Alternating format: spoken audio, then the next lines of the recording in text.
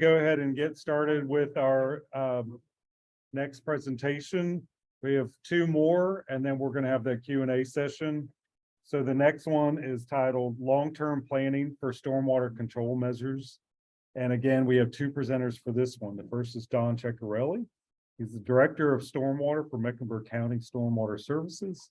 He graduated from Virginia Tech with a bachelor's degree in chemical engineering and is a registered professional engineer in North Carolina and a certified floodplain manager.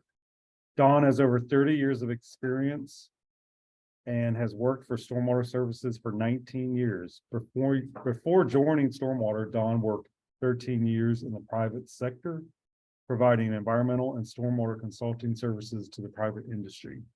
He will be followed by Rebecca Deal, and she is the long-term stewardship program supervisor for the City of Charlotte Stormwater Services Department.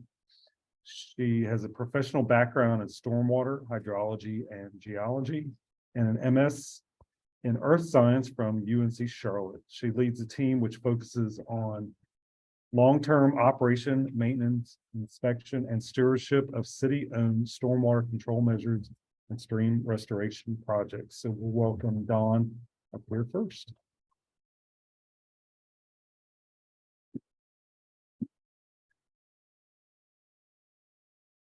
Well, good afternoon. I'm going to go ahead and put my glasses on now, so I don't have to. I know I'm going to need them. So, good afternoon. Welcome. I will try to catch us up here a little bit.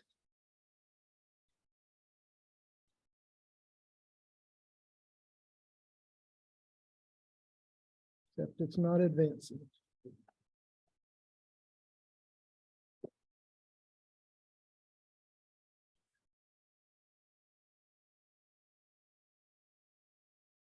Oh, wait to start video.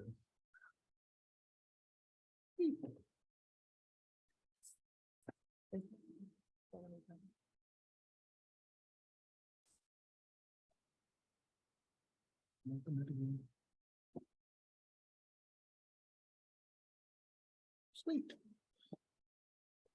So I want to start off with a little bit of definitions here for you. So we've heard the term stormwater control measure, SCM, but you're also going to hear a term best management practice or BMP.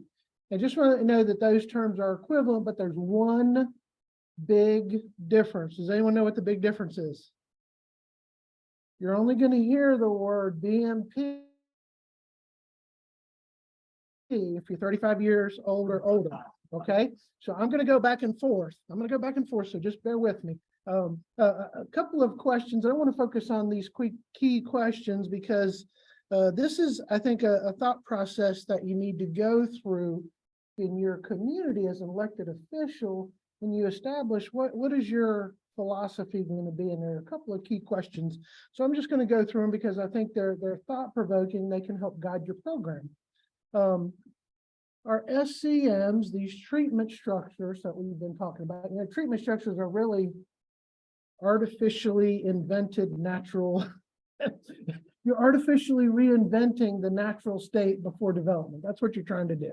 Okay, so they are engineered structures. Okay, but here's a question: are you going to treat those engineered structures more like private infrastructure, something on someone's land in their backyard, or are you going to treat them more like a municipal storm drain system? So to give you an example, if you get a phone call from one of your residents and a storm drain grate has fallen in and it's an open pit for children playing to fall in, are you going to go out and fix that? Okay, most likely the answer is going to be yes, you are going to do that. Well, if you're going to maintain the storm drain system at the roadway, what do you do if there is a blockage in a stream that abuts one of your roads in your jurisdiction? Let's say there's huge piles of trees and limbs and debris after a big storm. Are you going to go in and remove those items from that bridge to prevent it from maybe collapsing during the next storm? The answer is probably yes. You're going to do that in your streams. Problem is, yes, you're going to do that on your streets. Well, these treatment structures are between your streets and your creek. So you're going to maintain the top portion of it. Are you going to maintain this portion? Maybe no, and then you're going to maintain downstream. So just as you're thinking about how do you want to set up maintaining your long-term philosophy, you have to think about these things. Of course, the big one that probably will guide most of what you do is how much is this going to cost, right? How much is it going to cost to maintain? And something that you don't hear too much about when people talk about maintaining these is replacement. You know, any man-made structure and really any natural structure is going to perish at some point and have to be replaced. And so manufacturing those costs into your program as well, because that's going to guide how you treat and how you decide to fund inspection, maintenance, and replacement of these structures. Okay, I'm going to touch a little bit on how you can take a look at how you can plan out those life cycle costs for these. But you have to think of some other things that's in this question is, do you want to treat single family residential treatment structures differently than you treat commercial? Now, why would I ask that question? Well, I ask that question because how many of you have served on an HOA board in your neighborhood? Okay. How many, how often do the HOA's presidents turn over? Okay, pretty frequently, right? So the question that you need to ask yourself is, are your residents in a single family neighborhood equipped to deal with maintaining, paying for an engineered structure, or is it more like a public utility that benefits everybody? And should you maintain it as a jurisdiction? Those are questions that you need to ask yourself. And commercial, and I put commercial in here because for the most part, commercial entities have funds and they can hire people to take care of that. And for the most part, commercial treatment structures are only treating commercial property. Understand that when you develop a subdivision, okay, a lot of times if it's within your limits, you're going to get something called PAL bill money when you take over those roads, right? And so that PAL bill money, you're going to get that money for maintaining those roads. But guess what? Those roads are impervious area that are also treated in these single family residential BMPs. Okay, so you have some things that you're maintaining that flow into these treatment structures, and you have some things, homes and patios and swimming pool aprons and all that are flowing from private residences into these structures as well. So these are questions that you need to ask yourself as an elected official. What's best for my community and my residents, right? Sometimes your residents may not want to, pay a utility fee, if you will. But on the other hand, if you've ever gone to an HOA like I have several times and said, you're going to need to replace this, and they look at you and say, well, we've never done anything to that structure at all. And I said, I know, I can tell you've never done anything.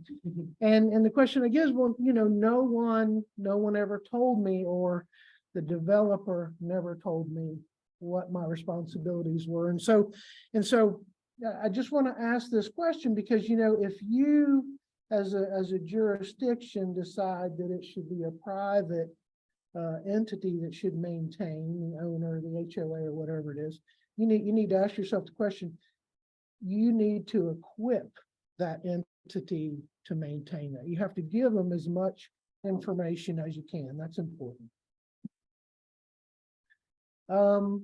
Permit risks. If you have one of the MS4 permits that have been talked about here, I will ask you a question. Is that permit, within that permit, there's a requirement for maintenance of all of these treatment structures. So what happens when you come to your audit time and the state comes to audit you and they pick a neighborhood that has a BMP. See, I said it, BMP, SCM and SCM, okay, in the backside of the neighborhood that they go inspect, and it has failed. In other words, it has failed. It's no longer treating stormwater. That is a violation. Is it a violation for the HOA or is it a violation for the permit holder? Okay, and I ask you that question because my feeling is that if these structures are not maintained by a private entity, I believe it's going to fall to the jurisdiction to bring those up to snuff regardless, okay? So I say that there may be some permit risks if you're not maintaining. And then the other thing, and Rebecca's going to touch on this about managing municipally owned SCMs differently than private owned. Now, I'm not saying to a different standard, but a funding mechanism maybe, and Becca's going to get into that. So a couple of things about cost considerations. We developed a model for Mecklenburg County and the towns in Mecklenburg County where we've taken lots of data and put it into a model to determine what our costs are going to be. One of the things, this is an excerpt from one of our operation and maintenance plans for a sand filter, which is one of the BMPs or SCMs that we use in our jurisdiction. And so one of the things that we provide in those O&M agreements is we make the engineer give an estimate of the annual cost. That's the yellow line item down at the bottom. And so why do we do that? We do that so that the HOA, who is in charge of this, has some number to start with, when they budget for maintenance, if they choose to do maintenance themselves, okay? And so that's important. There's lots of different cost methodologies out there. You're going to see some that require lots of engineering data, okay?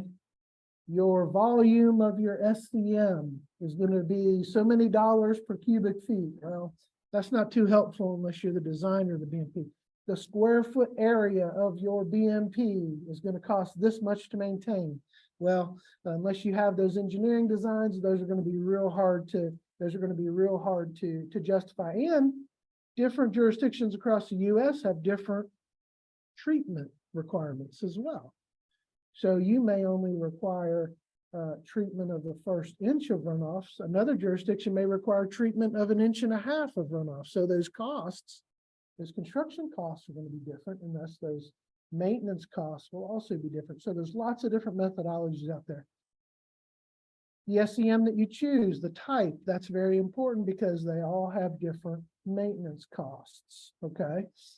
The useful life, how long is this structure going to last before we have to replace it? Do we have to replace the whole thing? Do we have to replace part of it? I'll give you an example. If you have a wet pond, okay, a wet pond has a concrete structure, an outlet pipe, and a dam.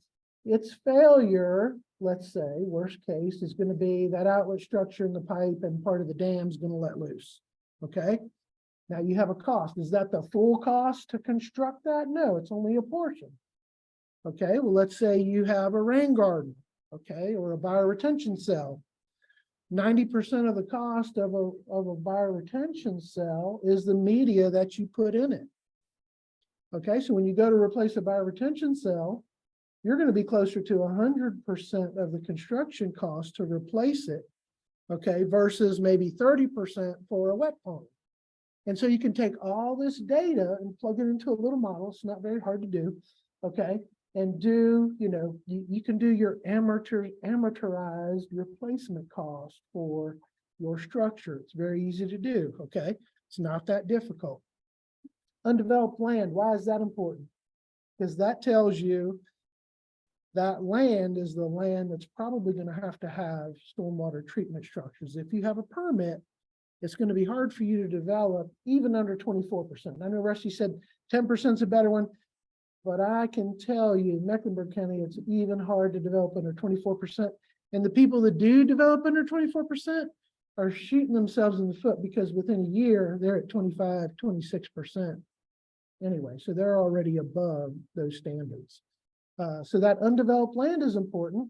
And you can say, well, a stormwater control structure is going to typically treat X number of acres, okay? You know how much undeveloped land you have, you know how much that stormwater treatment structure, I have to say that real slow because I really want to say BMP. BMP costs, and then you can develop out your model and your build out rate. How many years is it going to take your town or your area to develop? That's important. So I'll give you just a few of these that we used here locally when we did our model. Was we used a 20-year useful life, okay, for our control measures. Replacement cost was based on worst case failure by BMP type. So a wet pond, I think, was 33%. I think a rain garden was 80 or 90%. And so we divided those up and we looked at what are the characteristics of a development. We have a single family residential. What's the BMP mix typically?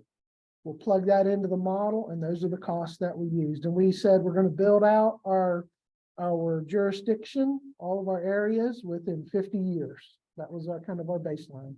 And then we use construction inflation as well. So it's a pretty simple model that you can develop. And this is not only to figure out if you as the jurisdiction wants to maintain it, you need to provide this data to your community if you're going to expect them to maintain it, right?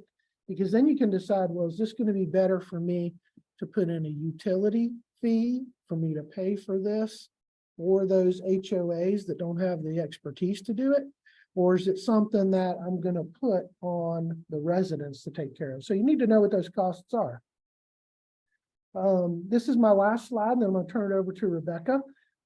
This is a slide that shows you, and I'm not going to say what area this covers. This is the way that we're set up, the ETJ areas in Mecklenburg County, for all the cities and towns within Mecklenburg County. The ETJ areas, Mecklenburg County collects the stormwater fee for, the minor system fee. And so that's what pays for inspections and maintenance of BMPs in those areas. So this was an analysis that we did, okay, again, based on a 50-year build out, 20-year useful life, using some cost methodology based on a percent of construction cost, which to me, that's the easiest to get to. Well, there's one thing I want you to notice. Look at the maintenance costs here are green, and the replacement costs, in other words, the amortized construction cost for replacement of those BMPs is in red. See that big magnitude of difference? Okay. If you spend money, now this has been said before, if you spend money on maintaining these structures, if you or someone, your HOAs, your residents, whoever, spend money on maintaining these structures, then you can minimize that replacement cost. It's just like any structure. It's going to fail at some point. And so you figure 20 years into the future, what's going to be the cost to replace that structure versus maintaining it and extending its life. That's my last slide. I'm going to go ahead and call Rebecca up.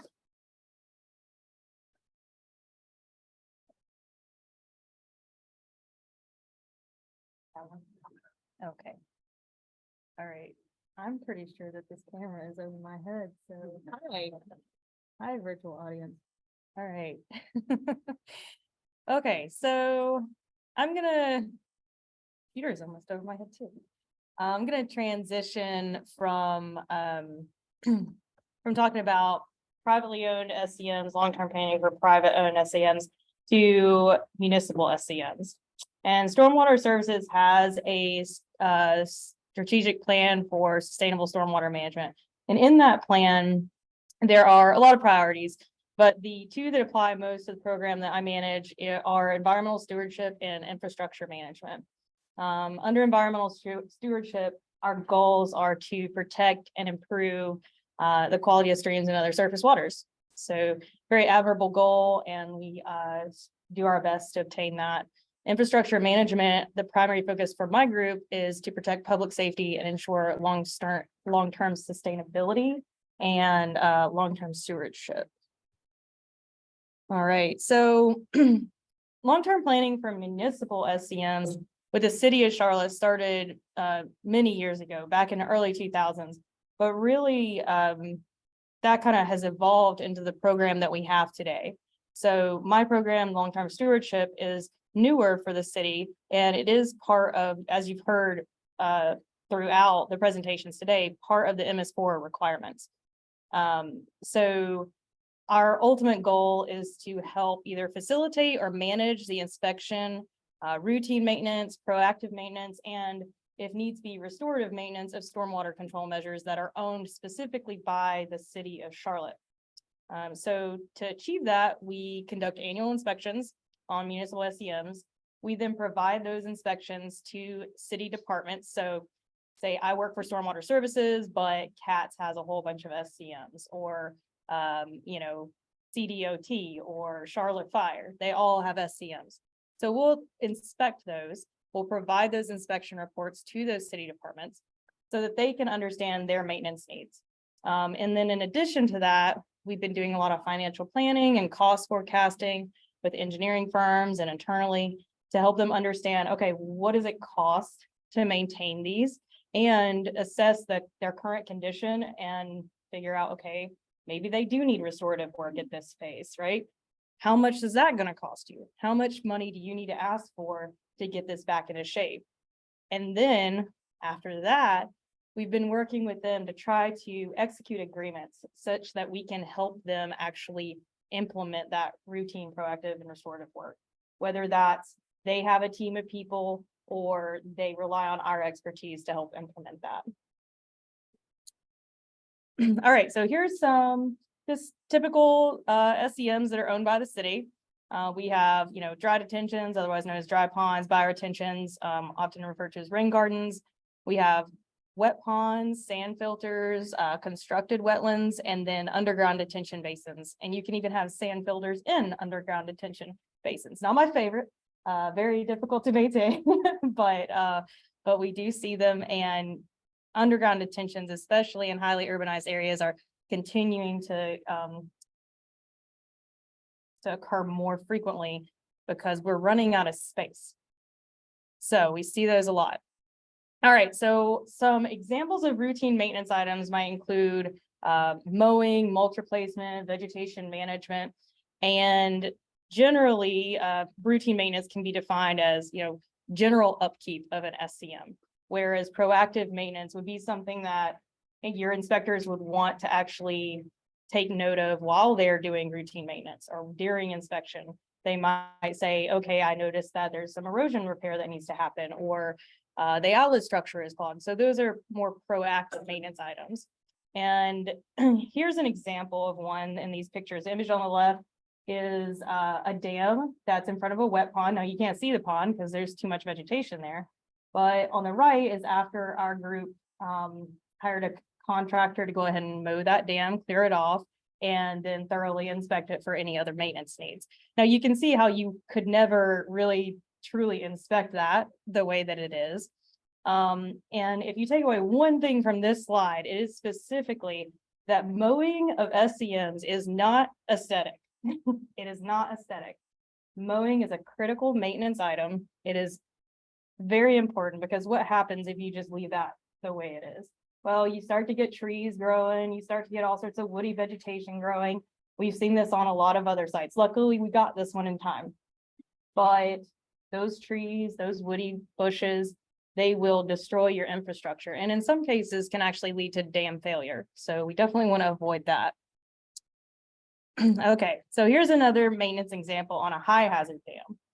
And this is an example of both routine and proactive maintenance. So here, I don't know if you can see, the image is a little small, but the image on the left, you can see the water is sort of surrounding what appears to be sort of a mound of debris. Well, that's Mr. Friendly Beaver went ahead and clogged up that outlet structure with, actually, you can't really tell in this, but they were about 3 or 4 inch diameter trees. He was a big boy, and he put those in there, and we had a heck of a time getting them out. But that would be a proactive maintenance item, not a routine maintenance item, although it did become routine at this site. So you can also see there that the dam was overgrown and did have some woody vegetation.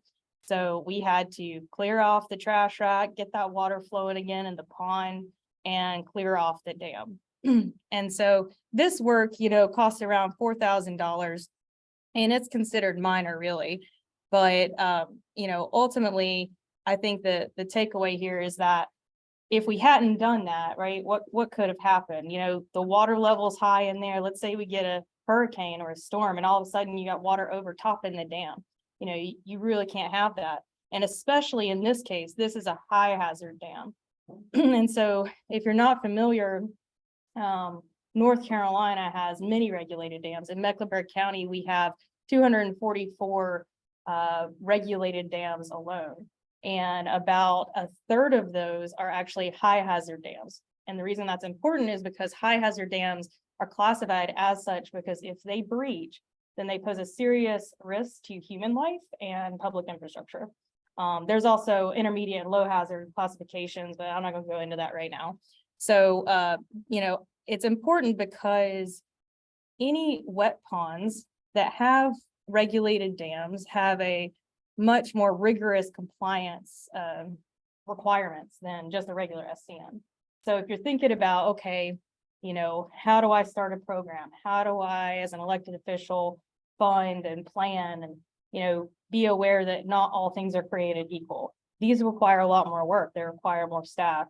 I have the long-term stewardship program, but to manage our dams in the city, we actually have a team of people within Stormwater that goes across departments on the engineering team, on different teams, where we all work together to ensure the safety of these facilities. All right, so what happens if you just say, I don't want to come up with the funding, we'll deal with it later? Well, this is a great example of that. So this is a very unique system. This is actually a tiered system where the top tier is a detention, the middle tier is a sand filter, and the bottom tier was a bioretention and wetland filter cells. So it was a part of the city's pilot BMP program where they, were studying kind of the efficiency of devices such as this. But this is a very important treatment SCM for the facility that it is at. And what happened over time, you can see, vegetation had grown in the image on the left. But what's also happening is not just because of lack of maintenance, but also age. It's an older stormwater control measure. It wasn't functioning anymore. We weren't really getting the treatment that it once had. So we had to clean it out. On the image on the right, you can see there's some fresh new plants in there. We replaced all the media in this cell and in the wetlands. We replaced all those cells. We flushed out the pipes. We did a whole lot of work here to restore this system. And as Don was saying, it is a lot more expensive to do restorative work, 1.5 to 2 times more expensive, or 1.5 to 2 times the lifetime cost of routine maintenance to do restorative work. So this was about $25,000. Just this part, not the other parts that still had to do more work, but just this part. And it tells a story about access to SCMs. Now, all that media had to be carried out in 5-gallon buckets.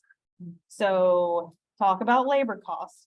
And luckily we were able to put the media back in there with a truck and blow it in, but removing it, much different story. So, all right. So now that we all know how important routine maintenance is, I think everybody stressed that today. So a study in 2018 by NC State that was just published in the past few years indicated that routine maintenance costs for SCMs, varies by type, will be anywhere from $10,000 to $16,000 annually. Now, adjusted for today's inflation, that's more like $12,000 to $18,000. And our group has been doing a lot of cost forecasting, as I mentioned, and that's in general agreement with the cost per acre price of treatment. Ours tend to be a little bit higher than that. For 204 stormwater control measures that the city owns, we estimated 3.5 million annually for routine maintenance. And so that's still, that includes all the city departments minus the airports. So the key points that I think are, the biggest takeaways are that municipal programs need funding to establish these programs. They can't do it without you. They need staff, they need resources. And keep in mind that SEMs that are put in by municipalities, they may be larger than privately owned SEMs. They might cost more. I know that's kind of what's skewing our price tag, let's say, up, is that, we've put projects in for flood control, right? Things that aren't required by different ordinances. And those tend to be large. They can be very large SCMs and they carry very large price tags. So if your municipality is doing similar work like that for the public good, you might run into that. So it's something to keep in mind. And then obviously, just reiterate that lack of maintenance does lead to overall life cycle cost increase. And if you aren't familiar with DEQ's dam safety program, I would definitely encourage everybody to check out their inventory to see what regulated dams exist in your area, because that is very important and definitely requires a lot of work. So that's it for me.